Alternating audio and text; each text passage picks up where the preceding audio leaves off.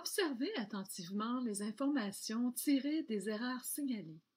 Elles cultiveront certains réflexes de révision en matière de vocabulaire, de syntaxe, d'orthographe, de grammaire et de ponctuation. Vous adopterez une démarche d'autocorrection correspondant au type d'erreur et un choix de graphie cohérent. Lorsqu'une erreur de vocabulaire est signalée par votre professeur ou antidote, il vous faut déterminer s'il s'agit d'une erreur reliée au sens ou au contexte d'emploi. Abordons la faute de vocabulaire qui aurait été commise en raison d'un contexte d'emploi inapproprié. 3 situations seront données en exemple: l'emprunt, le niveau de langue et la répétition abusive. Un exemple fréquent d'emprunt fautif: l'emprunt d'un mot étranger. Le plus fréquent, l'anglicisme. S'il s'en glisse malencontreusement dans votre texte et que cet emprunt direct à l'anglais est critiqué, Antidote vous propose un équivalent. Un exemple courant d'anglicisme direct, le terme anglais « focuser ». Il focus son attention sur l'animatrice, qu'on pourra remplacer par porter, centrer, focaliser. La faute de vocabulaire commise en raison d'un contexte d'emploi inapproprié concerne aussi les mots dont le niveau de langue ne correspond pas au registre attendu. Antidote l'indiquera la plupart du temps en alerte. Votre professeur le signalera comme une erreur. Tel est le cas de l'expression « il est accro au jeu » signalée par le fin soulignement orange de l'alerte. Vous corrigerez pour « il est passionné du jeu », « il est bon partenaire de jeu ». On trouve aisément un substitut au mot de langue familière ou très familière par la consultation du dictionnaire de sens ou de synonymes. On doit observer que certains mots glissent d'un registre à l'autre selon le sens. Ainsi, vous apprendrez que le mot bouquin, dans le sens élargi de livre, est du registre familier, alors qu'au sens strict de livre vieux ou rare, il reste d'un emploi correct. En ce qui a trait aux erreurs de vocabulaire, le dernier contexte d'emploi critiqué d'un mot pourrait provenir d'une répétition abusive. L'emploi du mot « journée » 3 fois dans l'invitation suivante révèle de l'abus. Pour y remédier, explorez encore une fois les options du dictionnaire de synonymes, voire des synonymes des mots synonymiques. Ne négligez surtout pas d'employer un aspect de la définition du mot répété. Ici, le concept d'activité, tiré de la consultation du dictionnaire de sens, est éloquent. Il éclaire le sens du communiqué. La notion d'activité est en effet représentative de l'animation exercée par les éducateurs. L'emploi de ce terme apporte de la précision au communiqué. L'usage du pronom de remplacement est également une bonne option de substitution car il resserre l'expression. L'activation du prisme révision style répétition d'Antidote permet de bien illustrer le concept de répétition abusive, notamment par la fixation d'un empan, soit d'une distance maximale tolérée entre les mots répétés. On observe les répétitions les plus agaçantes et leur fréquence également. Si l'hypothèse d'erreur reliée au contexte d'emploi est écartée, il vous faudra aborder la question du sens. Le mot pourrait véhiculer un sens qui serait inadéquat, qui ne correspondrait pas à celui que vous voulez exprimer. Pour comprendre votre erreur de sens, il faut consulter le dictionnaire des définitions. En recopiant cette définition, vous constaterez clairement son impropriété.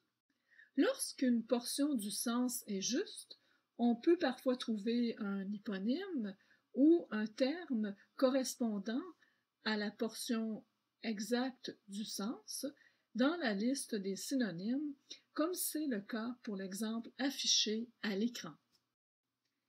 Lorsque le terme initialement utilisé est trop loin du sens propre recherché, le meilleur recours sera de consulter le dictionnaire des co-occurrences du mot à introduire ou à compléter, comme c'est le cas ici pour le terme nouvelle.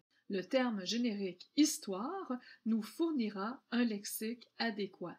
Il en est de même pour le terme écran, dont les co-occurrences nous permettront de remplacer liguer par river.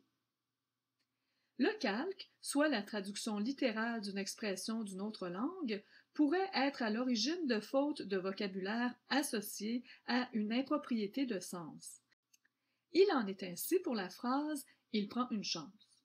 Cette phrase rend mal le sens de l'expression d'origine. Le verbe « prendre », signifiant en effet l'action de saisir sa chance, ne peut exprimer l'idée de la tenter. On éclaircira de la même manière le vice de construction suivant.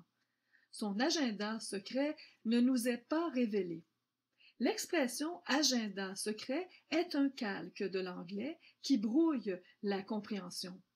Un agenda désigne un aide-mémoire, non des intentions. Les bons réflexes de révision en matière de vocabulaire? S'attarder aux articles du dictionnaire qui regorgent d'informations, notamment en ce qui concerne les normes en usage auxquelles il faut s'harmoniser. Adopter des parcours de découverte pour la précision de notre lexique, tels que le sentier des hyponymes, creusant celui des synonymes, et celui du dictionnaire des co-occurrences, regroupant les termes par groupe de mots. Deuxième catégorie de fautes, la faute d'orthographe d'usage. Les bons réflexes? Consultez le dictionnaire de famille pour faciliter la mémorisation. Retenons 2 ou 3 termes du même radical. Seconde démarche, entreprenons une recherche par variable. Cette recherche nous permet d'établir des listes de mots partageant la même graphie. Le segment orthographique servant à la recherche par variable devra comporter au moins 3 lettres. On utilise l'astérix pour symboliser les variables possibles au segment initial. Convenons que la recherche par variable est tout aussi révélatrice lorsqu'on l'applique à la graphie fautive qu'à la graphie correcte. Procédons aux 2 recherches. L'éventuelle marginalité du segment fautif aide à éradiquer une représentation écrite hasardeuse. On ne doutera plus de la graphie du segment ONEL après l'avoir tenté. Le nombre-doublement est exceptionnel, applicable seulement à quelques prénoms non commerciaux et à un seul nom commun, le terme colonel, duquel dérive le terme lieutenant-colonel. Le doublement du N est fréquent, régulier. L'exemple de la finale homophonique ans expose le cas contraire. Les segments homophoniques concurrents peuvent expliquer la confusion. Le recours au dictionnaire de famille aidera davantage en rapprochant l'adjectif du nom. Si nous étendons la recherche par variable aux mots composés, la liste de mots établie permet d'envisager les règles d'accord. On reconnaît bien la présence du verbe dans le terme. Lorsque la requête exploite l'affixe, soit l'utilisation du préfixe ou du suffixe comme moteur de la recherche par variable, nous voilà sur la piste de la signification. Les recherches étymologiques, éclairant le sens, facilitent la mémorisation de l'orthographe. Appliquée à l'étude des accents, la recherche par variable est tout aussi performante pour votre compréhension. Alors, on resserre la requête à la syllabe incluant la voyelle, pouvant ou non être accentuée, telle que le E. Aussi, la recherche du segment pré, PRES, PRE, permet de faire mieux comprendre en quoi l'accent aigu sur le E est requis à la fin d'une syllabe graphique en l'absence de la consonne D, Z, R, Z, F en fin de mot. Concluons. Pour l'orthographe, consolidez votre compréhension en consultant le dictionnaire de famille et la requête par variable. Les erreurs de syntaxe vous amèneront à traiter de l'ordre des mots et de leur enchaînement. Il sera parfois question de complétude de la phrase, en d'autres occasions, de structure. Pour ce genre d'erreur, ne négligez pas l'aide du dictionnaire des co-occurrences qui pourra vous faire découvrir la bonne préposition, le bon mot de liaison. Attardez-vous au passage marqué par un trait d'analyse partielle signalant une zone de votre texte confuse par sa longueur ou par sa syntaxe boiteuse. Le paragraphe à l'écran, marqué de plusieurs signalements verticaux hachurés, présente une erreur de syntaxe associée à l'emploi des pronoms.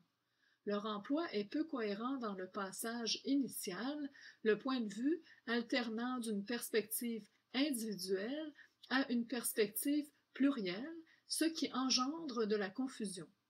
La réécriture corrige l'incohérence et les marques de rupture syntaxique disparaissent. Il en est de même pour le second exemple. Le positionnement inhabituel du participe passé accroupi crée une rupture syntaxique dans la première phrase. Une fois la position du participe régularisée, la marque de rupture disparaît. Quant à la deuxième phrase, la longue description introduit un flou syntaxique que l'emploi de la ponctuation réglera. La virgule clarifie les segments de pas. Les marques d'analyse partielle disparaissent. La démarche d'autocorrection à adopter concernant les erreurs de ponctuation, que l'erreur soit signalée par Antidote ou par votre professeur uniquement, est l'étude. L'étude des articles de la grammaire portant sur la ponctuation. Vous devez reconnaître les contextes d'emploi de la virgule. Ainsi, le chapitre portant sur la virgule requise, puis sur la virgule interdite, vous permettront d'approfondir votre compréhension et de relever la règle de ponctuation non appliquée correspondant à votre situation d'écriture. Les informations tirées des erreurs de grammaire sont généralement bien détectées par Antidote. Ne vous privez pas de consulter la grammaire à même l'infobulle ou en recherche libre afin de parfaire vos connaissances des règles d'accord du groupe nominal ou verbal, du participe passé et des contextes d'emploi des formes verbales et des homophones. Enfin, n'oubliez pas les effets des choix de réglage sur les rectifications orthographiques. En imposant la nouvelle graphie, ou à l'inverse, la graphie traditionnelle, le correcteur signalera comme une erreur la graphie rejetée. Grâce à votre observation attentive des informations tirées des erreurs signalées, vous adopterez une démarche d'autocorrection correspondant au type d'erreur et un choix de graphie cohérent. Merci.